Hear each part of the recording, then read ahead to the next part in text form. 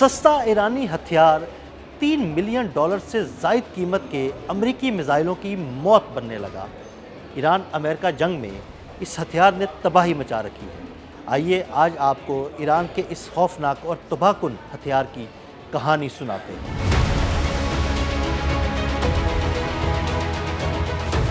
دنیا کی جدید ترین فوجی طاقتیں اربوں ڈالرز کے فضائی دفاعی نظام اور آسمان پر چھائی ٹیکنالوجی کی حکمرانی، مگر اچانک جنگ کے میدان میں ایک ایسا ہتھیار نمودار ہوتا ہے جو نہ صرف سستا ہے بلکہ انتہائی خطرناک اور تباہ کن بھی ہے۔ یہ کہانی ہے ایران کے شاہد ڈرونز کی، جو خاموشی سے آتے ہیں، نشانہ ڈھونڈتے ہیں اور پھر خود کو دھماکے میں تبدیل کر دیتے ہیں۔ بین الاقوامی رپورٹس کے مطابق ایران نے حالیہ کشیدگی کے دوران 2000 سے زیادہ شاہد خودکش ڈرونز لانچ کیے، جن میں سے کئی ڈرونز جدید ترین دفاعی نظام کو چکمہ دے کر اپنے اہداف تک پہنچنے میں کامیاب ہو گئے۔ یہ ڈرون کوئی عام ہتھیار نہیں بلکہ یہ ایک لوئٹرنگ میونیشن ہے، یعنی ایسا ہتھیار جو فضا میں گھومتا رہتا ہے، اپنے ہدف کی تلاش کرتا ہے اور پھر عین موقع پر خود کو تباہ کر دیتا ہے۔ تقریباً 11 فٹ لمبا یہ ڈرون ایک ٹرک کے پیچھے سے بھی لانچ کیا جا سکتا ہے۔ اس کا مطلب یہ ہے کہ دشمن کو اکثر اس کے لانچ ہونے کا پتہ بھی نہیں چلتا، اور اس کی سب سے خطرناک بات ہے اس کی 1200 میل تک کی رینج۔ جی ہاں، یہ عام اور سادہ جنگی ہتھیار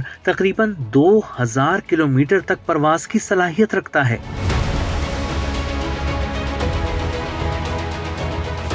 اب ذرا جنگ کی معاشی حقیقت دیکھیں تو ایک شاہد ڈرون کی قیمت تقریباً $20,000 سے $50,000 تک ہے، لیکن اسے گرانے کے لیے استعمال ہونے والے پیٹریوٹ PAC-3 انٹرسپٹر میزائل ایک فائر میں $30 لاکھ سے زیادہ کا پڑتا ہے۔ یعنی ایران صرف چند $1000 خرچ کرتا ہے اور دفاع کرنے والا لاکھوں ڈالر جلانے پر مجبور ہو جاتا ہے۔ یہی وہ جنگی مساوات ہے جس نے مغربی دفاعی ماہرین کو پریشان کر دیا ہے۔ اگر ان انٹرسپٹرز کی تیاری کی بات کریں تو 2025 میں امریکی دفاعی کمپنی لاکہیڈ مارٹن صرف 620 انٹرسپٹرز میزائل ہی فراہم کر سکتی تھی۔ یعنی اگر شاہد ڈرونز کے حملے جاری رہے تو امریکہ کے دفاعی ذخائر تیزی سے ختم ہو سکتے ہیں۔